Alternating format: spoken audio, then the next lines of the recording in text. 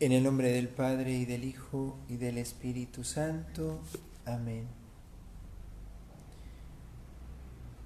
Señor, tú eres mi Dios, yo te busco ardientemente. Mi alma tiene sed de ti, por ti suspira mi carne, como tierra sedienta, reseca y sin agua. Mi alma quedará saciada como con un manjar delicioso, y mi boca te alabará con júbilo en los labios. Mientras me acuerdo de ti en mi lecho y en las horas de la noche medito en ti, veo que has sido mi ayuda, y soy feliz a la sombra de tus alas. Mi alma está unida a ti, tu mano me sostiene. Dios te salve María, llena eres de gracia, el Señor es contigo. Bendita tú eres entre todas las mujeres y bendito es el fruto de tu vientre Jesús. Santa María, Madre de Dios, ruega por nosotros pecadores, ahora y en la hora de nuestra muerte. Amén. Inmaculado Corazón de María, sé la salvación del alma mía. En nombre del Padre, y del Hijo, y del Espíritu Santo. Amén.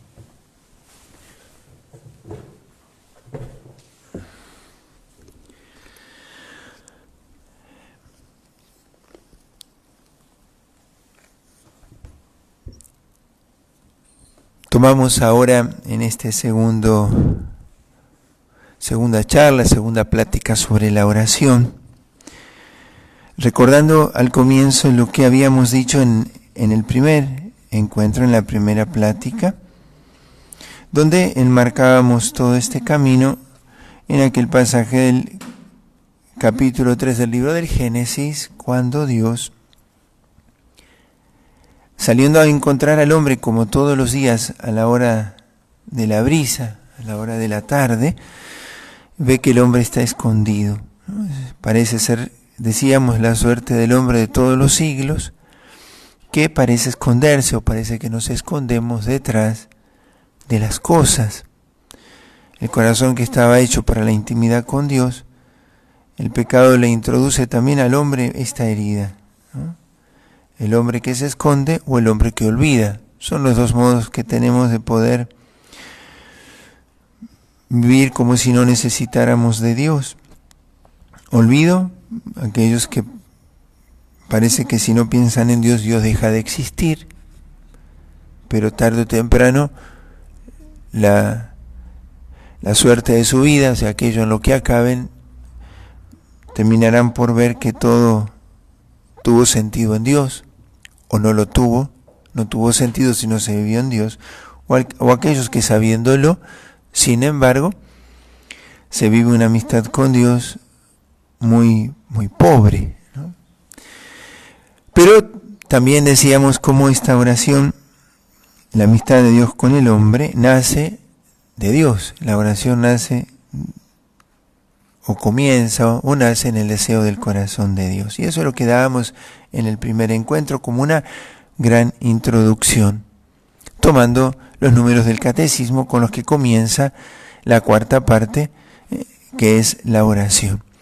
Y quisiera que este encuentro, este segundo, sea iluminado por el pasaje con el cual termina la Sagrada Escritura. Decíamos que aquello en el inicio fue un Dios que le decía al hombre: ¿dónde estás? ¿Dónde te estás escondiendo? Dios que busca al hombre con celo, ¿no? Porque Dios ama al hombre y no va a abandonarlo. Pero vamos a poner la mirada al final, en el libro del Apocalipsis, en su capítulo 22, si tienen la Biblia a mano lo abren. Vamos a buscar el capítulo 22 del libro del Apocalipsis, los versículos 16, 17 y 20, que se convierte como en una gran inclusión dentro de la Biblia, que es un tema con el que comienza en un lugar y termina en el otro, parece como que abrazando toda la revelación escrita. Y dice así el versículo 16 del capítulo 22 del Apocalipsis: Yo, Jesús, he enviado a mi mensajero para dar testimonio de estas cosas a las iglesias. Yo soy el retoño de David y su descendencia, la estrella radiante de la mañana. El espíritu y la esposa dicen, ven, y el que escucha debe decir, ven, que venga el que tiene sed, y el que quiera que beba gratuitamente del agua de la vida. El que garantiza estas cosas afirma, sí, volveré pronto, amén, ven Señor Jesús. Que la gracia del Señor Jesús permanezca con todos, amén. Palabra de Dios. San Juan, en el libro del Apocalipsis, cierra así toda la revelación escrita. Este será el último libro y serán los últimos versículos de la revelación escrita. Y este solo pasaje a nosotros nos educa en un montón de cosas. En un pequeño texto contiene mucho para nuestro tema de la oración. No nos vamos a detener en él exclusivamente, pero nos ayuda para el tema de hoy, que es Dios educa el deseo del corazón, ¿no? En el primer encuentro decíamos que Dios busca al hombre.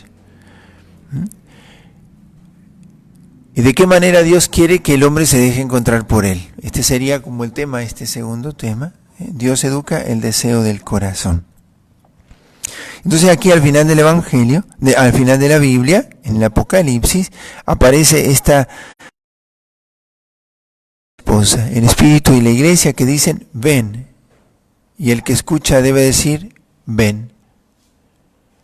Es una invitación, nos acerquemos a beber gratuitamente del agua de la vida. Si ustedes recuerdan, cuando nosotros celebramos la Eucaristía, luego de la consagración, el sacerdote proclama, anunciamos, este es el misterio de la fe, ¿no? Como una aclamación frente a la Eucaristía, frente al cuerpo, al pan que se ha convertido en el cuerpo de Cristo y el vino en su sangre. Este es el misterio de la fe. Y la Iglesia canta como una gran aclamación, anunciamos tu muerte, proclamamos tu resurrección, ven Señor Jesús. La gran oración de la Iglesia, que es la Eucaristía, también es un clamor por ese cumplimiento. Ven Señor Jesús. El Espíritu anima a la Iglesia a orar de esta manera. ¿Por qué? Porque si bien Dios quiere tener al hombre consigo, Dios no le va a obligar al hombre a estar con él. Dios busca al hombre, pero Dios quiere que el hombre se deje encontrar por él, porque es una propuesta de amistad, la oración, y es una propuesta de amistad del cielo. Dios no introducirá en el cielo al que no quiera. El que se condena no es porque Dios lo rechaza, sino porque alguien rechaza a Dios, ¿no? Es lo mismo que en la experiencia ordinaria de nuestra oración. No es que Dios no está. Si yo no quiero estar con Él, pues Dios no me va en eso a violentar. O sea, Dios no va a abandonar su búsqueda. Pero si yo no quiero que Él esté, Él va a respetar mi libertad. Entonces, enmarcados en esto, vamos a ver cómo Dios educa los deseos de nuestro corazón. Y en esto vamos a tomar varios números del Catecismo. Si lo tienen a mano, les pido que lo busquen. 2566 y 2567 sean los primeros números que tomemos. 2566 y 2567. La revelación que Dios hizo de sí mismo, cuando decimos que Dios se revela, decimos Dios se da. La revelación de Dios no es un Dios que dice algo de sí, sino que se dice Él mismo dándose. Dios no puede dar algo distinto de sí, ¿no? La revelación es una oferta de amistad. Dios se está dando al revelarse.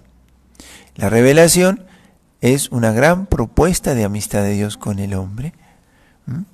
Entonces, allí en esos números, el catecismo nos ayuda así como a afirmar, a dejar claro dos conceptos o dos verdades. Primero, que el hombre busca a Dios, pero, y ahí viene el otro número, es Dios quien primero llama al hombre, ¿sí? Que el hombre busca a Dios, eso es algo que uno puede simplemente constatarlo cuando pregunta al hombre, ¿quieres ser feliz? El deseo de Dios está escrito en el corazón del hombre. El pecado oscureció eso, el pecado torció eso, ya vamos a ver ahora, cómo es que educa a Dios ese deseo, si yo siempre al desear la felicidad no deseo a Dios. Todo hombre quiere ser feliz, pero no todo hombre quiere a Dios. Y ahí es donde el pecado original ha introducido su herida. Si nosotros nos preguntamos, ¿todos los hombres quieren a Dios, desean ser felices? En realidad nosotros debíamos decir no. ¿Por qué podemos decir que no todos los hombres desean ser felices? Porque hay una condición para ser feliz, que es desear la verdad. Porque el hombre que desea la mentira, o sea, desea lo que no lo hace feliz, lo que no le hace pleno, lo que es contrario a su naturaleza, está engañado en el deseo de ser feliz, pero no quiere ser feliz en verdad. Porque si no, no habría guerras, si no, no habría peleas en casa. Si todos queremos ser felices, porque no todos lo somos. O porque el objeto de nuestra felicidad es errado, o el camino que usamos no es el correcto. Entonces, el hombre busca a Dios, pero no siempre lo sabe. Todos los hombres están llamados a ser felices, pero no todos desean serlo en verdad. ¿Por qué? Porque desear la felicidad supone desear la verdad de lo que yo debo ser. Porque si yo erro el camino, equivoco el camino, al final no deseaba ser feliz. Creía desear la felicidad, pero estaba deseando lo que no me hacía feliz. Por eso es tan importante el deseo del corazón. Por eso es tan importante que Dios eduque los deseos de nuestro corazón para que depositemos nuestro corazón en lo que en verdad le va a hacer feliz. La oración es el ejercicio de eso. La oración en sí misma no tiene tanto valor, sino es porque el Señor me ha puesto la cita, el Señor me está educando para que yo me encuentre con Él. La oración es el medio, es el camino, ¿sí? El fin es la comunión con Dios. El hombre busca a Dios, dice el número 2566 del Catecismo, pero esto tengámoslo en claro, ¿eh? El hombre busca a Dios aunque no siempre lo sepa. Todos los hombres quieren ser felices, aunque no siempre elijan ser felices. O sea, al final es engañado en su deseo. ¿Cuándo? Cuando no ama la verdad. Por eso es tan importante encontrarse con el Dios que se revela, donde Dios se revela, y donde Dios no viene a violentarnos a nosotros, o a aniquilarnos o a aplastarnos, porque Dios no nos puede hacer felices sin nosotros. Porque la felicidad consiste en ser plenamente lo que debo ser. La felicidad es gozar plenamente en mi total capacidad del Dios que se me entrega. Ir a la oración es ir a dejar que Dios colme el vacío de mi vida, el vacío de mi corazón, que Dios colme aquello que Él tiene para completarme, pero que Dios no lo hará si yo no se lo dejo. Pues es Dios quien primero llama al hombre. Y entonces allí el catecismo nos recuerda que la oración aparece como un llamamiento recíproco, un hondo acontecimiento de alianza. Dios nunca equivoca o nunca erra. Dios sabe lo que yo necesito. No siempre yo reconozco lo que necesito. A veces yo creo necesitar lo que no necesito. A veces creo desear lo que no necesito. Y deseo lo que en verdad no me hace feliz, aunque en sí mismo podría ser algo bueno, eso que uno desea, pero no es bueno para uno. Uno tiene algo, pero desea lo que no tiene. Lo que desea no es malo, pero no es para él. Y no siempre goza y saborea lo que tiene. Pongamos un ejemplo muy sencillo. Nosotros en el mundo de las relaciones con los demás, tenemos afectos distintos para con unos y con otros. Hay personas que nos son más gustosas tratar que otras. Cuando estamos con una persona que no nos gusta tratar, nos genera fastidio y deseo de que termine el trato con esa persona, y ponemos el deseo en la persona que no está, porque nos es más gustosa que yo otro. Entonces perdemos la oportunidad de, en verdad, educar el deseo de mi corazón, de acoger a Dios en esa persona que no me es tan gustosa, pero que educa mis afectos, que muchas veces se inclinan más a lo que gusta que a lo que es lo bueno. Pierdo la oportunidad de ese encuentro por esperar que que el encuentro con la persona que más gusto me da tenerla, parece que la otra persona me va a hacer más feliz. Pero porque yo desordeno de esa manera los afectos de mi corazón. Yo no descubro que en esta persona que me es fastidiosa también está Dios. Y que yo tengo solamente para ser feliz la hora presente. Porque es el momento en que mi libertad se encuentra con la gracia y con la oportunidad de corresponder a ella. En amar, en ser paciente, en ser generoso, en ser alegre. ¿Por qué? Porque la persona que viene yo no sé si llegará. Porque yo no sé si tendré la hora siguiente para vivir. La oportunidad para ser feliz es la hora presente. Yo amo o no amo, respondo bien o respondo mal, gozo o no gozo de ese momento, por más que me sea doloroso, pero el dolor no es contrario a la alegría. ¿Cuántas alegrías se viven en el dolor? La alegría de una persona que cuida al enfermo, pero goza de cuidar al que ama, aunque sea con dolor, ¿no? Entonces, este hondo acontecimiento de alianza que es la oración, de parte de Dios es muy claro, de parte nuestra no es. Por eso necesitamos que Dios eduque los deseos de nuestro corazón. Yo en este momento me dejo encontrar por Dios, no como yo quiero encontrarlo, sino como Él se me da. Vamos a poner como ejemplo lo de Mateo 2. Lo cito así, Mateo 2, ustedes lo buscarán si quieren, el relato de los magos que llegan al pesebre. ¿Cómo explicar que 3 magos de Oriente, o sea, 3 personas importantes, ricas, probablemente con cierta fama, llegaran a un pueblito perdido allí en la Judea, que era Belén, y adoraran a un niño en un pesebre? Y que ese era el objeto de sus deseos. Porque si no, no se explica que llegaran a ellos. ¿Qué deseaban? Encontrarse al rey, al Mesías que había nacido, que les fue anunciado a través de los signos de la naturaleza. Ellos deseaban que llegaran y vieron el anuncio de la llegada. Es misteriosa esa historia, pero es así la relata el Evangelio. ¿Qué es lo que los condujo hasta el pesebre? El deseo del corazón de ser felices. ¿Cuántos en su arrogancia o en su presunción nunca llegarán a ser felices? ¿Por qué? Porque no aceptaron el Dios como se les dio. No emprendieron el camino porque no aceptaron los caminos que Dios les proponía. Porque Dios les invitaba a tal cosa y dijeron, no, no es ahora.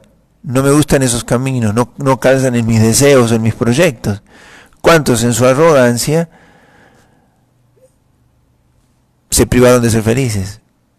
Entonces los magos llegan al pesebre, movidos por el deseo de su corazón de ser felices, pero además aceptaron el desafío de la verdad, que Dios se les revelara como era, no como ellos querían que fuera. Eso también en la oración es muy importante. Yo no voy a la oración a sentir cosas de Dios. Yo voy a la oración a encontrarme con Dios, no al Dios como yo quiero o a mí me gusta. Porque si no es como ir al supermercado. Compro el Dios que me gusta. Voy a hacer las oraciones que me gustan, las que me dan placer. Voy a buscar esos libros que parecen que me hacen sentir mejor. Entonces yo en la vida espiritual confecciono un vestido con retazo de lo que a mí me gusta. No, ir a la oración es encontrarse con el Dios del pesebre, o el Dios de la cruz, o el Dios del Tabor, el Dios como se me da. Los magos tienen esta virtud, que ellos dejaron educar el deseo de su corazón, y no pusieron en el objeto de su deseo lo que ellos aspiraban a ver, sino, en verdad, lo que Dios quería darles. Y eso es muy importante en la oración. ¿Por qué? Porque vamos a la oración a recibir a Dios, como Él se nos da, como Él es, no como queremos que sea. Por eso estropeamos tantas veces nuestra vida espiritual. Cuando ya Dios no se me da como yo quiero, abandonamos. ¿Cuántos abandonaron su camino espiritual, su camino de oración? Porque hoy no sintieron gusto, porque ya no les era gustoso eso. ¿Cuántos abandonaron la misa del domingo, la Eucaristía del domingo, que es la gran oración? ¿Por qué? Porque a la misa van personas que no le gustan, o porque la misa parece aburrida, o porque no entiende todo lo que sucede. Porque no están dispuestos a hacer el camino del aprendizaje de ese modo de orar, de aceptar que en el santo sacrificio entran todos. ¿Quién no necesita pedir perdón al comienzo de la misa? O sea, todos somos de alguna manera necesitados de que la sangre de Cristo nos lave. Entonces, estos dos primeros números son los que ustedes van a leer para entrar en este tema, que ahora lo vamos a ahondar un poquito más. ¿Sí? Entonces, Dios necesita educar el deseo de nuestro corazón. ¿Por qué? Porque deseamos ser felices, pero no siempre lo elegimos ser. Yo quiero encontrarme con Dios, pero no siempre con el Dios que se me revela. Yo necesito aprender a disponer mi corazón a desearlo a Dios, más que desear la felicidad. Porque en Dios está la felicidad, pero no siempre en la felicidad que deseo está Dios. Esa es la diferencia. Entonces vamos a ir a los números 2548 al 2550, que está en el final del 10º mandamiento, que es no codiciar los bienes ajenos. Y cómo ese 10º mandamiento nos da una linda lección para la oración. Hay un concepto en la vida espiritual que es la avidez, que cuando lo comprendemos nos ayuda mucho a reconocer lo que hay en nosotros. La avidez es ese desorden que se da en nosotros para poseer y saborear los bienes terrenos.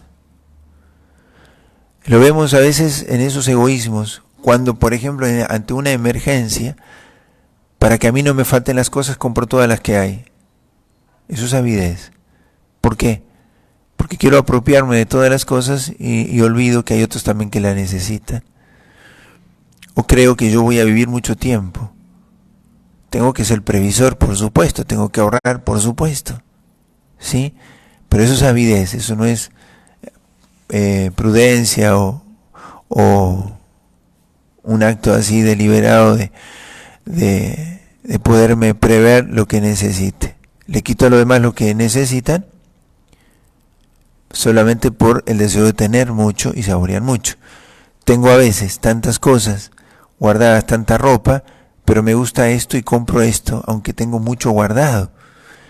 O así, tengo algo, pero sale algo mejor y tengo la avidez de tenerlo porque lo necesito, no, porque es mejor, o porque es más nuevo, es más moderno. Y así, la avidez es un engaño muy, no tan sutil porque es bastante evidente, que hace que estemos siempre pendientes de más y de más. En la vida espiritual también existe la avidez. Leo un libro y lo leo por leer, digo, leí tal libro, ¿y qué enseña? No lo sé, pero está muy lindo. Eso es avidez también. Tener libro y leer.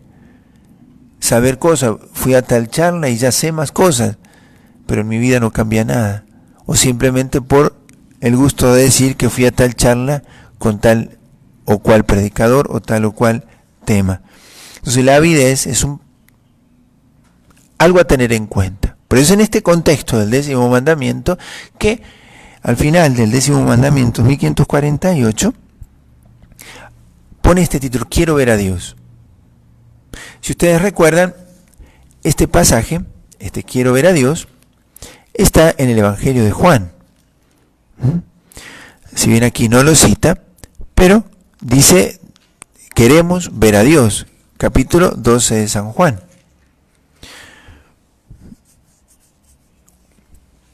Allí aparece esta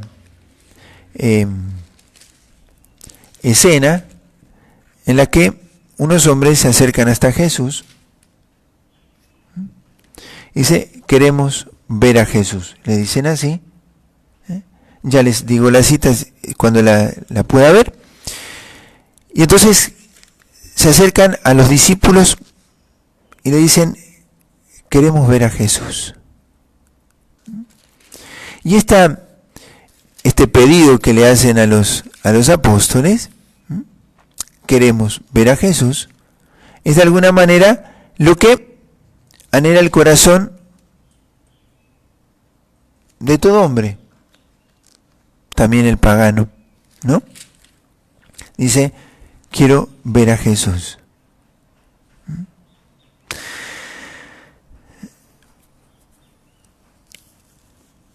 Y vamos a tratar de, tomando los pasajes aquí del catecismo, cómo es que nos lo ayuda a trabajar el catecismo para nuestra vida espiritual.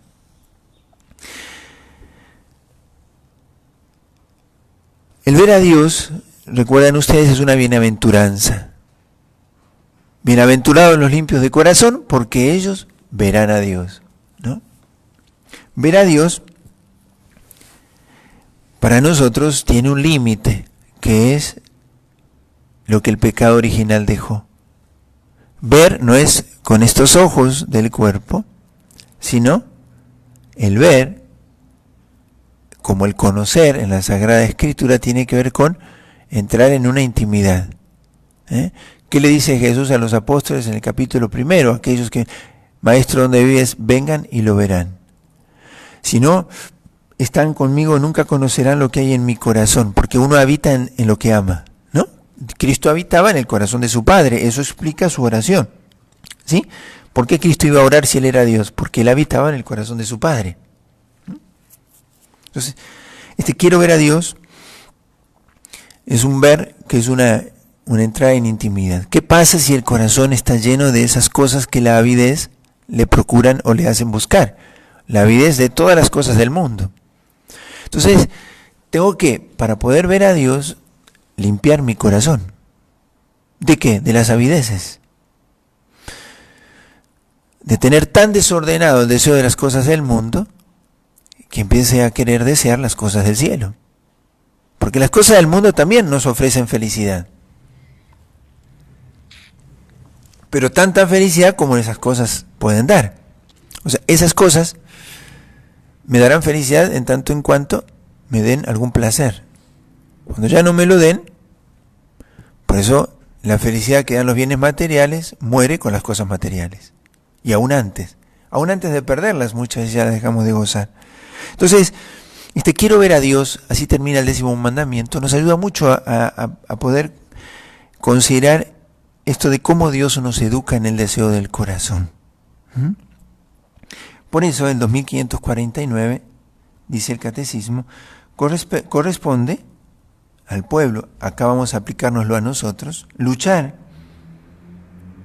con la gracia de lo alto para obtener los bienes que Dios promete. No lo que nosotros queremos. Porque ahí es donde está el combate de la oración. Recuerden a los magos. Van a encontrarlo a Dios, no al Dios que ellos imaginan. Van a encontrarlo a Dios, no al Dios al que ellos aspiran. Es como la santidad. La santidad es lo que Dios quiere hacer de mí, no lo que yo me imagino que la santidad es. Es dejarle a Dios hacer su obra conmigo, no hacer la obra como a mí me gustaría que termine, que esté acabada, ¿no? Entonces, es tarea nuestra luchar para obtener los bienes que Dios promete. Pero para obtenerlos tengo que desearlos. Y en esto también entra algo importante de la oración. ¿Por qué Dios hace que yo pida lo que Él sabe que yo necesito? Porque Él quiere que yo desee lo que Él tiene para darme. Cuando yo lo pido, aumenta en mí el deseo de recibirlo. Y al demorarse Dios en dármelo, hace crecer mi deseo para recibirlo. Pido lo que necesito y Dios ya lo sabe, pero al pedirlo me dispongo a recibirlo. Eso es, ¿no es cierto? Pero a la vez al pedirlo, tengo que trabajar para quitar de mi corazón lo que impide recibir lo que Dios tiene para darme. Le digo a Dios, hazme humilde. Sí, pero tengo que aceptar las humillaciones. Señor, dame la salud. Pero mi corazón muchas veces pide en aquello, ¿sí? Más lo que quisiera que sucediera, que lo que el Señor está pudiendo querer de sí. Dame la salud, Señor, si es tu voluntad, si es a tu mayor gloria y a bien de mi alma. Porque lo que yo pido al pedir la salud es que Dios manifieste su voluntad en mí. Señor, haz que tu voluntad se cumpla en mí y que yo la quiera. Si tu voluntad es la salud, yo quiero estar preparado para que si me das salud, yo te glorifique más. Pero si más te glorifico en la enfermedad, yo te doy mi enfermedad. Entonces, aquí es donde empieza para nosotros esto de poder tener en cuenta lo que es de nuestra parte, que es el combate, la lucha contra lo que puede cegar nuestro corazón o engañarlo en las falsas promesas de felicidad. Entonces aquí entra para nosotros lo del deseo. ¿Qué deseamos? ¿Cómo darnos cuenta de lo que en verdad nuestro corazón desea? ¿Sí? Y aquí volvemos a un numerito para atrás de lo del catecismo, de lo que dábamos, en el encuentro anterior, donde nosotros hablábamos de la oración como alianza. Decíamos que es el corazón el que ora. Estamos en el 2562 y decíamos que el corazón es mucho más que la sede de los afectos. El corazón es la sede de la persona. Es el corazón el que ora. Yo oro desde eso, desde lo más íntimo de lo que soy. Entonces, cuando decimos hay que purificar el corazón, no solo hay que purificar los deseos. Esta lucha es purificar el corazón. No es purificar solamente lo exterior. No es hacernos un poquito más buenos. No. Es aquí donde se explica lo de la conversión. ¿Qué es la conversión? ¿Y qué es el volver? Conversión es volver el rostro a Dios, es quitárselo a las criaturas y dárselo a Dios. Es un cambio profundo de la raíz de todas mis obras. Convertirse no es confesarme. No, confesarme es en todo caso, un auxilio para la conversión. Pero muchos que nos confesamos no nos convertimos. Nos confesamos muchas veces porque nos pesa la conciencia de haber pecado. Pero la conversión es volver el corazón a Dios, el rostro, ese que en verdad soy, no lo que le muestra a los demás, sino mi corazón, el rostro más profundo de lo que soy a Dios, y verlo totalmente desfigurado por el pecado. Pero es eso lo que vuelvo a Dios, ¿no es cierto? Entonces, cuando decimos el corazón es el que ora, aquí tenemos que hablar de la purificación del corazón. Porque es el corazón el que desea, bien o mal. Es ese corazón que yo no le puedo ocultar a Dios, me lo puedo ocultar a mí mismo o a los demás. Pero es la raíz de mis obras. Esas que yo quiero que estén animadas por la acción del Espíritu Santo, por la caridad. El amor de Dios ha sido infundido a nuestros corazones por el Espíritu Santo que se nos ha dado, Romanos 5:5. El Espíritu Santo ha sido para nosotros el don del amor que viene a transformar nuestro corazón, ¿sí? Entonces ahí en el 2562 dice, es el corazón el que ora, ¿sí? Entonces vamos a hablar de esta purificación del corazón para poder ver a Dios. Y entonces nos ayuda el 9º mandamiento, una partecita, los números 2517 a 2519. Ese número, 2517 al 2519, nos ayuda a considerar esto que estamos diciendo. Bueno, deseo ser feliz. No, deseo a Dios, que me hará feliz. Es mucho más profundo eso. Deseo ver a Dios. Quiero ver a Dios. Ese es el mayor anhelo del corazón humano. Lo expresaba Moisés en el capítulo 34 del Éxodo. Muéstrame tu rostro. Y podríamos sumergirnos mucho más en este tema, pero quedémonos con lo que hoy queremos tratar. Dios quiere educar nuestros deseos. Yo deseo ver a Dios para ser feliz. No, deseo ser feliz y después busco a ver qué Dios me hará más feliz. Porque después queremos ser felices y ponemos en las criaturas el objeto de la felicidad y ahí engañamos, ¿no es cierto? ¿Por qué? Porque no amamos la verdad. Entonces queremos purificar el corazón. Entonces el 2517 nos recuerda, el corazón es la sede de la personalidad moral. O sea, yo elijo desde el corazón, que une inteligencia, voluntad, afectos, sentidos, historia, toda mi vida. Es la sede de mi personalidad. ¿Sí? La dimensión espiritual, sensible, afectiva, todo. Desde allí sale lo bueno y lo malo, dice Jesús en Mateo 15:19. Ahora es cómo purificar el corazón. Y aquí vamos a decir 3 cosas que las dice el catecismo, ustedes las tienen en 2518.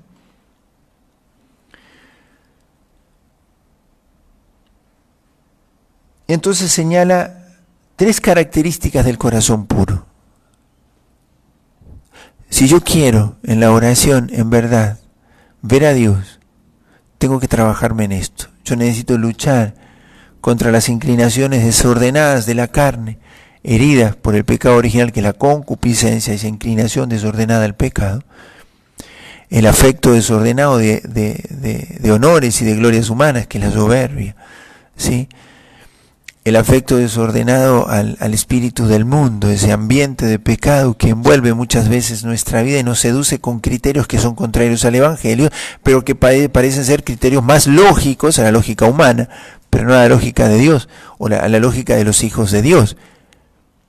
Bueno, estos son los tres elementos para un corazón puro, sin el cual es imposible ver a Dios, y sin el cual es imposible desearlo a Dios. ¿Por qué? Porque si la fuente está sucia, los deseos que broten de él van a ser sucios. Si yo a una fuente de agua la ensucio, todo lo que venga después será agua sucia. Necesito que el corazón se purifique.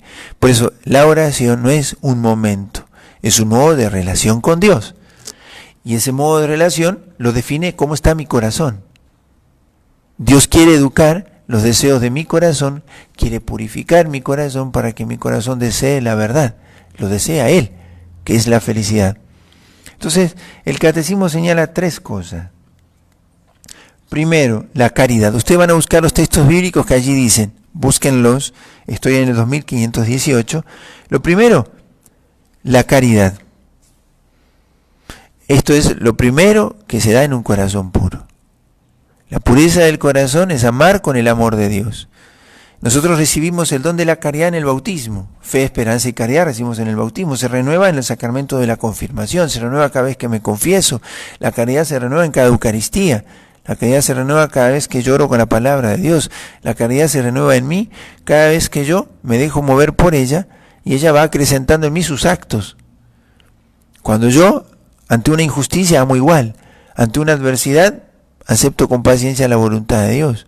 Cuando aquel que me habla mal de mí, yo hablo bien. El que me maldice, yo bendigo. El que me pide que yo le ayude en algo, yo le ayudo el doble. Todo lo que el Señor enseña en el Evangelio. Entonces, el primer signo de un corazón puro es la caridad. Es querer el bien del otro para gloria de Dios. Es quererlo al otro en el cielo. Decimos así, te quiero en el cielo. No ama bien, con amor de Dios, a otro quien al amarlo no lo lleva al cielo. Si yo al amarlo le hago pecar, no lo amo. Hay algo en ese amor que está viciado. Si un papá le da a su hijo algo que daña su alma, no lo ama, por más que le dé algo que es muy valioso. ¿Sí? A un niño, a un adolescente que es indisciplinado, desobediente, si un papá le regala una moto que es muy veloz y que está amando a su hijo, no, está poniendo en riesgo a su hijo. O cuando, por no entristecer a su hijo, no le corrigen un error, pero le deja en el error y va agravando su situación. Ese papá no ama a su hijo. Y así, ¿no es cierto? O en una relación de noviazgo, cuando una persona no respeta a la otra. Te quiero, pero te invito a pecar. La caridad supone querer el bien del otro y quererlo para gloria de Dios. Entonces la caridad, aquel que hace primar siempre el bien del otro. El que dice, yo no tengo tiempo. ¿Por qué? Porque tengo muchas cosas en mi trabajo, mi familia, y al momento de poder dar algo más para la evangelización, dice, yo no tengo tiempo. Sin plantearse que la caridad puede estarle exigiendo ese plus de negarse a sí mismo en algunos tiempos que sí puede disponer, ya no para las cosas que le gustan, que no son necesariamente su deber de Estado, su trabajo, su familia, y servir al Evangelio. En eso también es pureza del corazón cuando hago primar en el uso de mi tiempo el bien del otro. ¿Por qué? Porque la evangelización supone que alguien anuncie el Evangelio. La caridad supone que alguien se acerque al otro y le hable de Dios. Entonces la pureza del corazón es al menos tener ese anhelo y ese deseo. Quiero ver a Dios. Bueno, a ver, mi caridad. ¿Cuál es el criterio para ordenar y para priorizar mis tiempos, el uso de mis cosas? La avidez también está en el tiempo. Yo egoístamente, con avidez, guardo los tiempos para las cosas que me gustan, pero no necesariamente para las cosas que Dios las quiere. Aunque no sean malas las cosas en las que ocupo mi tiempo. Pero en la caridad se ordenan también los tiempos de mi corazón. O sea, ¿qué es lo que le mueve a mi corazón? Hacer o no hacer, ir o no ir, estar o no estar. Entonces lo primero es la caridad. Segundo, la castidad o rectitud sexual. Nosotros seríamos ingenuos si negamos esto. O sea, la impureza, que sobre todo hoy el espíritu del mundo está usando mucho, ¿sí? la impureza, el desorden, la no rectitud sexual o el desorden en esto, daña mucho los deseos del corazón. El corazón que se apega mucho a los deseos de la carne hace que su corazón vaya atrofiando su capacidad de gustar y gozar. El que goza mucho de las criaturas desordenadamente atrofia mucho el modo de gustar y gozar las cosas espirituales. Quien gusta demasiado de la carne y pone en el placer que le da la carne su bien y su felicidad, va perdiendo el gusto y el sabor de las cosas espirituales. Eso explica por qué vivimos en una sociedad que busca poco las cosas sobrenaturales y tanto las cosas carnales. Pongamos un ejemplo, muchos papás para sus hijos buscan muchos logros temporales, que sean expertos en esto, otro, pero no llevan a sus hijos a misa, no los llevan a sus hijos a un retiro, no les leen la palabra de Dios, no les enseñan el catecismo, no rezan con ellos. ¿Qué quieren para sus hijos? Que triunfen en el mundo. Eso también es desorden sexual. Porque eso es no permitirle al hijo, o al cónyuge o al papá, lo que fuere, según la relación que tuviéramos, no permitirle al otro en verdad esto de poderse cultivar en todas sus dimensiones, como varón o como mujer, para que su capacidad de ser esposo y padre, que tendrá después ese jovencito, lo desarrolle. Porque la no rectitud sexual, o aquí es rectitud sexual, es lo que hay que tener, no es solamente en el orden de la impureza o la pureza, sino también en ser capaz de ser un varón o una mujer en toda su ley, digamos, ¿no? Cultivarse en la madurez como varón o como mujer. Entonces quiero ver a Dios como varón o como mujer, pero madura plenamente esa condición. Hay cosas propias del varón y debe cultivarlas. Hay cosas propias de la mujer y debe cultivarse, ¿sí? Entonces eso también es una... Lo tercero tiene que ver con el amor de la verdad y la ortodoxia de la fe, ¿sí? Entonces recordamos las tres cosas. Primero, para un corazón puro, la caridad, la castidad, que es la virtud que integra la sexualidad, la totalidad de mi persona. Hay una castidad para el soltero, una castidad para el noviazgo, una castidad para el casado, una castidad para el cónyuge, o para el consagrado, perdón. Entonces, cada uno vive integrando su sexualidad según su vocación propia y el momento en que la vive. ¿Por qué no ha de tener relaciones un joven que está de noviazgo? ¿Por qué? Porque en ese momento de la castidad se le invita a que la viva en un respeto con la otra persona, sin entregar todavía en el acto sexual que será propio del matrimonio. El consagrado, ¿cómo vive su castidad? La vive integrando su sexualidad a su ministerio, a su pastoreo, ¿sí? Lo vive como consagrado, asumiendo la función de padre espiritual o de madre espiritual. Pero esto de purificar de lo que los ojos ven, los oídos oyen, y de lo que gustan nuestros sentidos, de todas estas impurezas de las que el mundo rodea, ¿sí? Nuestras vidas, inmadureces en la capacidad de ser varón o ser mujer, esposo o esposa, padre, madre, esta incapacidad para ver con ojos limpios a la otra persona. Entonces, desarraigar esto es necesario para poder ver a Dios. Es un combate, es una lucha, lo dice la Sagrada Escritura, pero lo dice aquí también, lo recuerda el Catecismo. Y tercero, es el amor a la verdad y la ortodoxia de la fe. La caridad, la castidad y el amor a la verdad. Y esto parecería una cosa de poca importancia, pero sin embargo es la raíz de lo demás. Para mí es esta la raíz. El no amar la verdad es no amar lo que Dios ama, es no querer lo que Dios quiere de mí. Porque la verdad es la que nos hace vivir en la caridad, en la humildad. El amor a la verdad es el amor a lo que Dios quiere que yo sea, o a lo que yo soy y estoy llamado a ser. Y eso yo lo aprendo estudiando la verdad, estudiando el orden natural. Porque cuando el hombre desordena lo que Dios ha establecido como orden natural, la naturaleza se cobra sus consecuencias. Porque en el orden está la verdad y en la verdad está la plenitud del bien y la belleza. Cuando se quiere decir a la naturaleza lo que no dice, se atenta contra ella. Y entonces, ¿quién es el enemigo? El enemigo es Dios. Porque Dios es el fundamento de Él es la verdad. Cuando hay hoy, en nuestro tiempo, esto se sostiene mucho. Cada persona puede ser lo que quiere ser. No. En realidad, podrás ser lo que quieres ser, pero estropearás lo que debes ser. Yo puedo ser lo que quiero, pero puedo no llegar a ser lo que debo. Lo que en verdad será mi felicidad. Porque puedo desear la felicidad, pero no querer la verdad.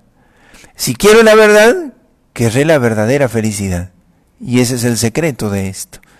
Muchos no quieren la verdad. ¿Por qué? Porque les pesa. Cuando la verdad les, a su parecer, la aplauden. Pero cuando la verdad contradice su vida, la detractan. Y entonces declaman, aquí Dios no tiene que hablar, aquí la iglesia no tiene que hablar, aquí el evangelio no tiene que hablar. O yo no. Y entonces busco excusas. Y me excuso yéndome. Abandono la Eucaristía, abandono la oración, o abandono la iglesia. Abandono en realidad el camino por el que el Señor me ha estado conduciendo y me ha estado encontrando. Entonces también yo necesito estudiar la fe, necesito conocer la verdad en casa. ¿Por qué estamos usando el catecismo? Porque deseo que todos lo estudiemos, que conozcamos lo que la iglesia nos enseña a partir de la revelación que llega a nosotros por la tradición y la Sagrada Escritura. Yo no le puedo preguntar a los medios de transmisión de las noticias o las enciclopedias que circulan por allí o cualquiera que habla. Yo como católico, para saber lo que debo hacer, debo estudiar el catecismo y la Sagrada Escritura, el magisterio de la iglesia. ¿Por qué? Porque si no le pongo mi confianza a otro maestro. Aquí yo le pongo la confianza a quien es en verdad mi maestro, es el Señor, Él es la verdad. Entonces, estas tres cosas son necesarias para la oración. Para ver a Dios, la pureza, la caridad, la castidad, la pureza y el amor a la verdad, la ortodoxia de la fe. Yo tengo que vivir en la verdad. ¿Qué es ser ortodoxo? Muchos tienen esta palabra como una palabra, esto es muy ortodoxo. La ortodoxia, ¿qué significa? Es verdadera gloria. Doxa es gloria. El ortodoxo es el que da verdadera gloria a Dios. La ortodoxia de la fe, ¿qué quiere decir? Yo doy verdadera gloria a Dios cuando vivo en la verdad. Eso quiere decir. Por eso ser ortodoxo no es una mala palabra, es un halago. Todos debemos ser ortodoxos. Pero esto es anticuado. La verdad no es anticuada. 2 más 2 es 4 siempre. Que Dios es el creador es una verdad de siempre. Que Cristo ha enseñado las bienaventuranzas es una verdad de siempre. Que Jesús ha dicho que hay que perdonar al enemigo aún que sea 70 veces 7, es de siempre. Ser ortodoxo en verdad es vivir en la verdad, porque es darle verdadera gloria a Dios. Cuando voy a rezar, si yo no estoy dispuesto a ser ortodoxo, o sea, darle gloria a Dios en verdad, voy en verdad a buscarme a mí mismo entonces. Si yo voy para que Dios sea como yo quiero y no ser yo como Dios quiere, ahí se extravía mi oración. Dejo de ver a Dios, porque me voy a mirar a mí mismo.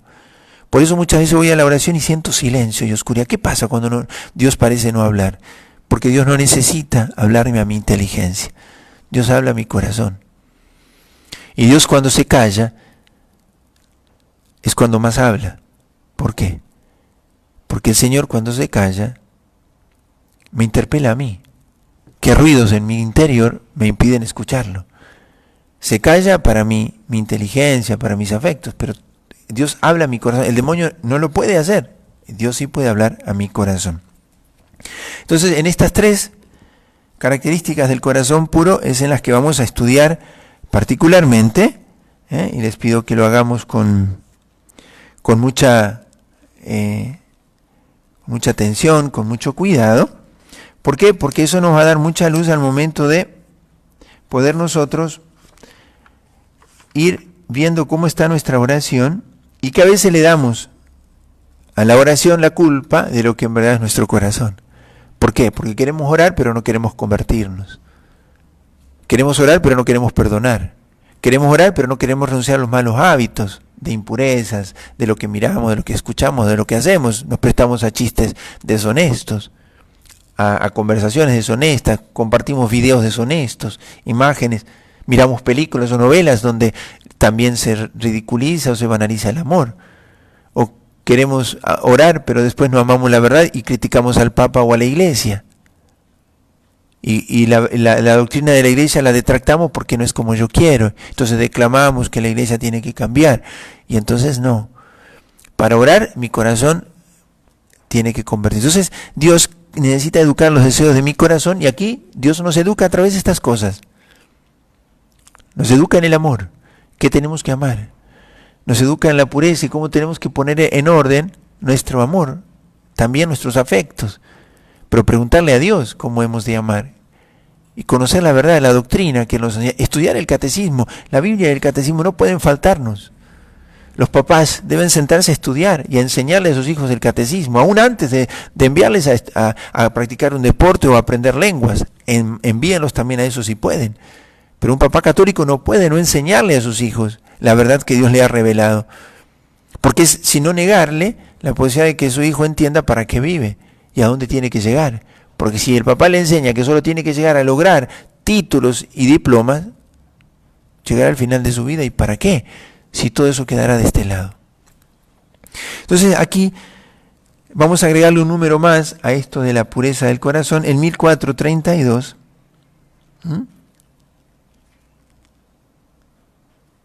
Porque nos recuerda, en realidad 1430, vamos a poner completo, 1430 a 1433, pero dentro de eso 1432 habla del corazón. El corazón del hombre es rudo y endurecido. Es preciso que Dios dé al hombre un corazón nuevo. La conversión es primeramente una obra de la gracia de Dios. Y aquí es donde Dios está trabajando a nuestro favor. La conversión es una gracia. Por eso tenemos el tiempo de Cuaresma, tiempo de gracias especiales, para que el corazón se vuelva de cara a Dios y nosotros nos dejemos confrontar con la verdad de Dios.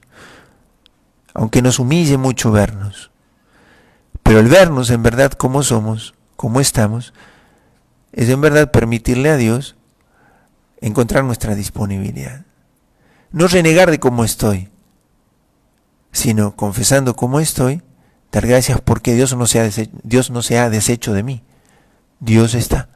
Dios podría haberse olvidado de mí. Mira, este me ha olvidado a mí, este me ha rechazado. No, Dios está allí, golpeando la puerta. Entonces, en estos numeritos viene lo que nosotros vamos a tomar de la penitencia como un camino para el deseo. Un modo que tiene Dios para educar nuestros deseos es la penitencia. En la agonía, cuando Dios está en Getsemaní, ¿qué le dice a los apóstoles? Velen y oren, porque el espíritu es fuerte pero la carne es débil. La penitencia está en orden a esto: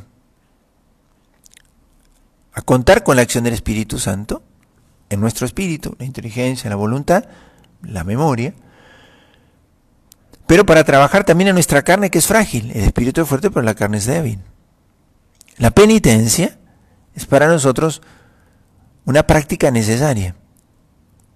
Saberme negar es ordenar mis avideces, mis deseos. Recuerden que uno vive en lo que ama. Pone el corazón allí donde está el objeto que desea. Entre el corazón y lo que se ama no hay distancia. ¿Por qué? Porque el puente tendido es el deseo. Lo que amo, deseo poseerlo, deseo tenerlo, deseo estar allí. Si lo que amo no está en Dios, el riesgo es que yo ame muchos dioses que yo creo que me harán felices y no lo harán en verdad. Entonces, la penitencia, en estos números, cuando ustedes los estudian en estos 4 números, les ayudará a pensar dónde hay que trabajarse. ¿Cuáles son mis avideces? ¿Soy egoísta en mi tiempo? Estoy siempre preguntándome, ¿me gusta o no me gusta? La avidez por mis estados de ánimo. Si me gusta lo hago, si me gusta no lo hago. Mi avidez por bienes materiales, por logros temporales. Mi avidez por simplemente cuidar mi fama, mi nombre, que no hablen mal de mí. Tengo la avidez de la salvación de los hombres. Anhelo que los hombres se salven. Tengo la avidez de que el Señor pueda hacer su obra conmigo. Tengo la avidez de que mis hijos, mi esposo, mi esposa, mi padre, las personas que amo, conozcan y amen a Dios y se salven. Las 3 prácticas del ayuno, la oración y la limosna que se nos proponen en Cuaresma, es una conversión constante. En relación a mí mismo, el ayuno. La oración es mi relación con Dios y la limosna es mi relación con los demás, ¿sí? Entonces, estas son las prácticas cuaresmales que ofrece la Iglesia, ¿sí? Pero la penitencia, esta necesidad de negarme a mí mismo, en lo que siempre demanda mi carne y mi corazón desordenado, yo tengo que estar atento. Yo tengo que darme todos los gustos simplemente porque puedo dármelos, no. Porque mi gusto no es la medida del bien. La medida del bien es la verdad. Y la verdad, que es Dios, me hará feliz. Porque si yo hago que lo que me guste sea la verdad, en el fondo es una mentira, porque eso no me hará feliz, porque no es Dios. Entonces la oración necesita de esto. Yo voy a la oración a encontrarme con el Dios verdadero, el Dios del pesebre que encontraron los magos, no el Dios que yo me imagino. Entonces, cuando estudien esto, lo de la penitencia, dejen que el Señor pueda convencerlos, como dice aquí el mismo texto, convencerlos de todo lo referente al pecado. No nosotros ser quienes objetemos a Dios. Digamos, no, el catecismo o la iglesia no, en esto no tiene razón, yo tengo que darme todo el uso. No. Si soy un hijo de la iglesia, si soy humilde, si quiero hacer este camino de la oración que iniciamos, tenemos que disponernos. Dios educa el deseo del corazón y nos lo hace a través de esta enseñanza de la iglesia. Nos educa invitándonos a considerar estas cosas. Entonces, a esto vamos a sumarle, ¿sí?, lo que el catecismo también nos enseña con respecto a las bienaventuranzas. En el 1720 al 1724 vuelve a hablar del deseo de la felicidad. Esto es simplemente para completar lo que hemos estado viendo, ¿no es cierto? 720 al 724. Perdón, 1720 a 1724. Las bienaventuranzas, o la bienaventuranza, bienaventurados los limpios de corazón, bienaventurados los pobres, los que lloran, felices. Aquí Jesús en las bienaventuranzas devela el deseo, lo que es el deseo de felicidad del hombre. Las bienaventuranzas son los rasgos del rostro de Cristo. Bienaventurados, felices. Aquí Jesús completa lo que Dios había puesto en el inicio, en el deseo del corazón. Deseo ser feliz. Bueno, ¿será feliz? La bienaventuranza, la felicidad, es Dios mismo. Y dice el catecismo de 1723, nos invita a purificar nuestro corazón de sus malvados instintos y a buscar el amor de Dios por encima de todo. Nos enseña que la verdadera dicha no reside ni en la riqueza o el bienestar, ni en la gloria humana o el poder, ni en ninguna obra humana, sino solo en Dios, fuente de todo bien y todo amor. Por eso Mateo 5, del 1 al 12, es otro texto que aquí tenemos que guardar.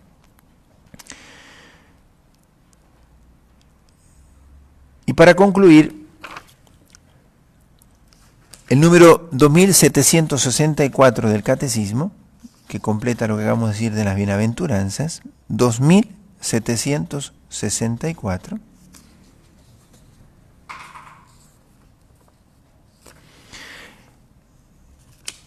El Catecismo comienza a explicar lo de la oración.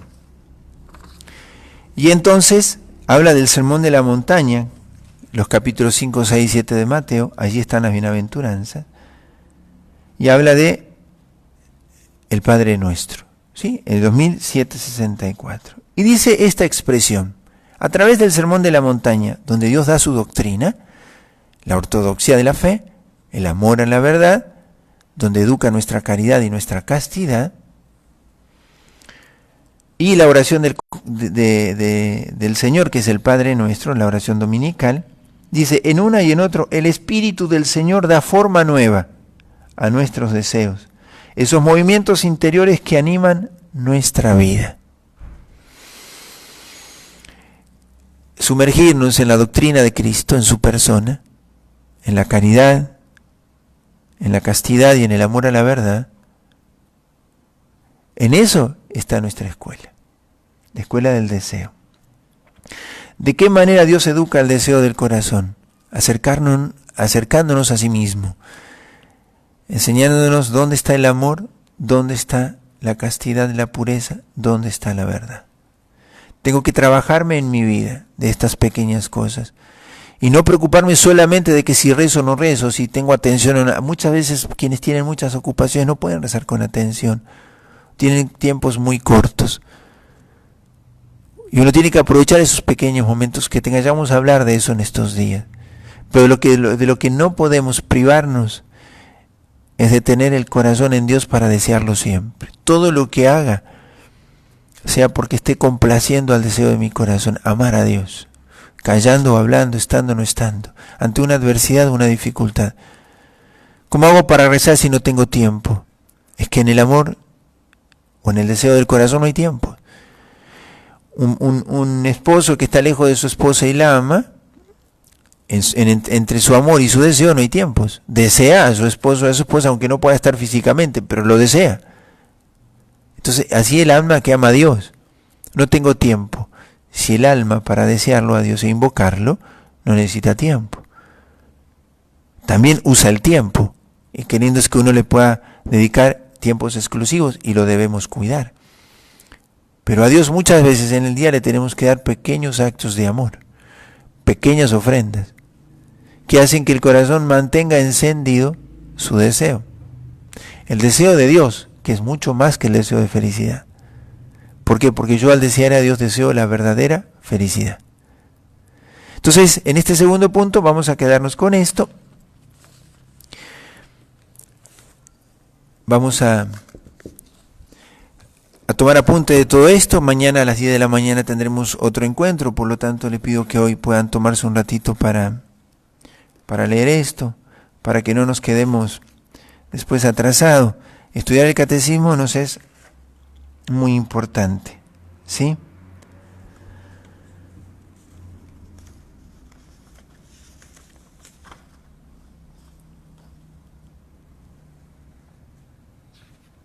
Vamos a leer algo que tiene que ver con esto de lo que decíamos recién, el deseo del corazón. La Iglesia tiene una práctica espiritual que es la vigilia, ¿sí? Si uno mira la liturgia de las horas, no existe la oración del sábado de la noche. Las completas es la oración de la noche de la Iglesia. Pero el sábado de la noche dice vísperas completas después de las primeras vísperas de domingo. Nunca dice completas de sábado. Para la Iglesia no existe el sábado de la noche. ¿Por qué? Porque el domingo es un tiempo que trasciende el tiempo. Por eso es un día que se extiende a más de un día, ¿no? Por eso comienza el sábado por la tarde. Por eso podemos ir a misa el sábado por la tarde. Es misa de domingo. ¿Por qué? Porque el domingo, de alguna manera, hace presente el tiempo que está fuera de todo tiempo. La gracia de Dios que trasciende el tiempo. Por eso no existe eso. Existe la vigilia de domingo. Y en la liturgia de las horas aparece la oración de vigilias, que es una invitación a orar a las comunidades o a los fieles, los monjes así lo hacen, de rezar por la noche, las vigilias. Los maitines, si alguno ha escuchado nombrar, nosotros rezamos el oficio de lectura, pero lo rezamos también durante el día. Pero propiamente están pensados para rezarse de noche. Entonces, yo les voy a leer un texto y con esto terminamos. Velen y oren. El velar, en el término del Evangelio, es nepsis. Ya lo vamos a explicar en algún momento de estos días, si nos da el tiempo. El que vela no es solo el que permanece despierto, sino es el que en verdad tiene el corazón templado hacia Dios. ¿Sí? El hombre que es, de alguna manera, así, trabajado en su interior. El néptico, por así decirlo, el que vela, no es solamente el que está despierto, sino el que cuida sobre los deseos de su corazón y día y noche desea a Dios. La oración está generalmente asociada a la vigilia. Para combatir los malos pensamientos que apartan de Dios hay que ocupar la mente con el recuerdo de la palabra divina. Un versículo de la Escritura, una breve oración perseverantemente rumiada como respiración espiritual, y ahí el arma más eficaz para ahuyentar el enemigo. Este es el principio aplicado por el método de Sicasta en la oración de Jesús. En el mismo sentido, Casiano propone la rumia constante del versículo: Dios mío, ven en mi auxilio. Apresúrate, Señor, a socorrerme. Una actitud simplemente de vigilia de los pensamientos que vienen a la mente podría crear un clima de tensión y de escrúpulo extremadamente perjudicial para la vida espiritual, mientras que un movimiento de confianza alimentado por la oración y la humildad reduce a la nada a los intrusos. Si confiamos solamente en nuestra vigilancia o en nuestra atención, muy pronto seremos atropellados por los enemigos, tambalearemos, caeremos, nos enredaremos más y más en sus redes, es decir, en los malos pensamientos. Este combate exige mucha paciencia. Los padres la recomiendan muy frecuentemente. La mala hierba es tenaz. Los jardineros saben que hay que quitar los yuyos constantemente, porque es difícil extirpar sus raíces. En algunas etapas de este combate, el adversario parece atacar más reciamente, y entonces puede acometer la tentación de desaliento y de abandonar la partida. Por eso la paciencia es necesaria para soportar todos los imprevistos y tomar la distancia necesaria para desdramatizar este género de situaciones. La lucha con algunos pensamientos puede durar años y de pronto, sin saber cómo, uno se encuentra liberado de ellos. La paciencia, el buen humor, la humildad, la vigilancia, la oración, la gracia, tienen la última palabra. En realidad, los demonios no son muy valientes en el combate. Procuran actuar con astucia sin gran fatiga. Por eso, pierden pie frente a la constancia que en Cristo demuestra el adversario. Un párrafo de un artículo que estudia el velar. El corazón que quiere ver a Dios se pone al alcance de Dios. ¿De qué manera? Quitando del corazón todo aquello que le puede ocupar. Y el velar es esta actitud de constante atención, no en el pensamiento de lo que el demonio sugiere. Muchos gastan mucha fuerza, y eso lo vamos a explicar estos días, en rechazar los pensamientos, cuando en realidad todo pensamiento que se suscita debería en nosotros despertar el recuerdo de Dios. Es el mejor modo para que el corazón mantenga su pureza. Pero ya lo vamos a seguir hablando estos días. Tomen apuntes. Si aparecen preguntas, ustedes allí debajo del video o mandan un mensaje preguntando alguna pregunta que vean necesaria que aquí tengamos que responder de lo que vamos viendo, sin adelantarnos, sin salirnos del tema, de lo que se estudie. Si no se lo estudia, no se lo pregunta, porque muchas preguntas que hacemos cuando no estudiamos están en el texto que tenemos que estudiar. Leen los textos bíblicos y el catecismo. Hacen las preguntas debajo del video o lo envían por un mensaje. Quien tenga la comunicación de WhatsApp lo hace con toda libertad, pero solo la pregunta de la plática sobre la oración. Les animo mucho a que trabajen con esto con seriedad. Es muy importante, porque ver a Dios, en eso está todo el secreto de la felicidad. ¿Por qué? Para que, conociendo la verdad y amando la verdad, no seamos engañados en los deseos de felicidad. Le confiamos todo esto a la Santísima Virgen, que ella nos acompañe en estos días, que será intenso, porque será todos los días. Tendremos que tomarnos una horita para estudiar, o poco más, y vayamos haciendo nuestro cuadernito de apuntes. Te confiamos, Madre Santísima. Los deseos de nuestro corazón no siempre son puros, no siempre anhelan a Dios. Enséñanos a desear las cosas que Dios quiere para nosotros. Tú le mostraste a los magos aquel fruto bendito de tu vientre, al niñito Jesús. Y ellos se postraron y lo adoraron porque te creyeron. No solo a Dios, sino también a la que era madre y se los ofrecía. Muéstranos a Jesús así como es, en tus brazos, para que también nosotros nos rindamos ante Él, al Dios que se nos da también en el dolor, en la soledad, en la oscuridad, en las alegrías. En este tiempo a muchos les cuesta verlo a Dios. Les cuesta creerle a Dios, que Él es la verdad y el sentido de la vida. Madre Santísima, como a los magos, muéstranos a Jesús y creeremos. ¿Por qué? Porque tú nos lo ayudas a ver, a reconocer.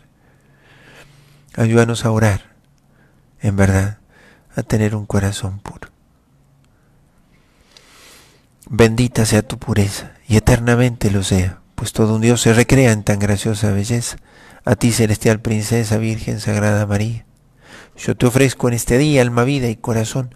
Mírame con compasión, no me dejes, Madre mía. Inmaculado Corazón de María, sé la salvación del alma mía. Santo cura brochero, ruega por nosotros. Y el Señor nos bendiga, nos guarde de todo mal y nos lleve a la vida eterna. Amén. Les recuerdo, para los que quieran, hoy a las 5 de la tarde seguimos también con las pláticas de la Eucaristía, la segunda que ya hemos comenzado ayer. Hoy a las 5 de la tarde continuamos con ese tema. Sobre la oración, mañana a las 10 de la mañana. Dios nos bendiga.